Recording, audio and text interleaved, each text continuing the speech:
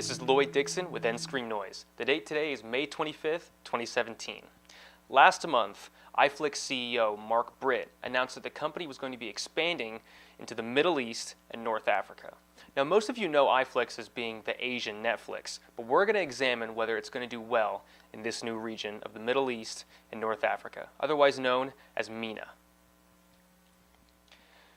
But in order for us to see where Netflix is going, we need to see where it's already gone. And in just 2.5 short years in Southeast Asia, we've seen its subscribers grow from nothing to over 5 million subscribers. Now, although this is nothing in comparison to Netflix's 100 million subscribers, it is worth noting that it has had farther and better expansion in the Southeast Asian region than any other SVOD service provider. So although they might not have the sheer volume that Netflix has, in the given areas, they're dominating. And there's a couple reasons for this. The first is they have a more affordable pricing model. The second is they know the local governments and customs a lot better than anyone else does. So they know what each region expects and what the rules of each region are.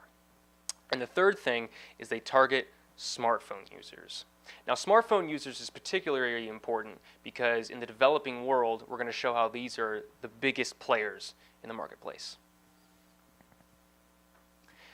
In fact, chairman and co-founder Patrick Grove said that the smartphone is the primary entertainment device in the developing world. So when he looks at redefining TV, he doesn't look at redefining television, he looks at redefining mobile entertainment. And that's very important for the developing world because most people can't afford big, large-screen televisions like we do in the United States.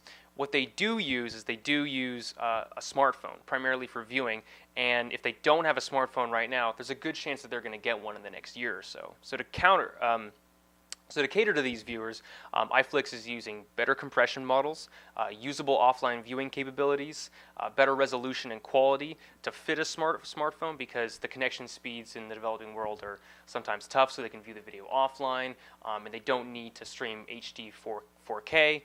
They just need to be able to see it, and they have a convenient paying system as well. So instead of paying through a credit card, they pay for through their cell phone plan, which is convenient for a lot of people because a lot of people don't have credit cards in the developing world.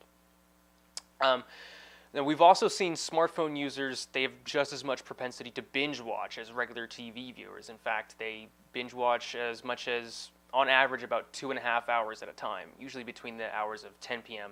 And 1 a.m. So we've seen that iFlix is very successful when it comes to smartphone users in the developing world, but is there a smartphone market in the Middle East and North Africa?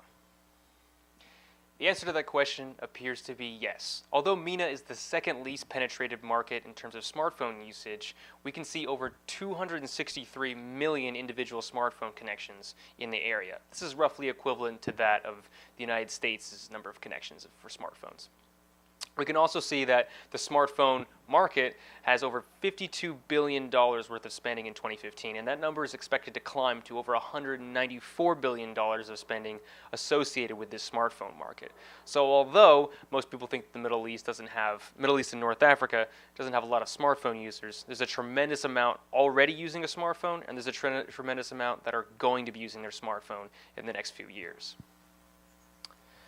So from what we've seen in the data, we can assess that there's a growing number of smartphone users in the Middle East and North Africa, and that iFlix has been incredibly effective at targeting these smartphone users in the developing world. So from this data, I think it's safe to say that iFlix stands a very good chance of doing well in MENA, as it has done in Southeast Asia.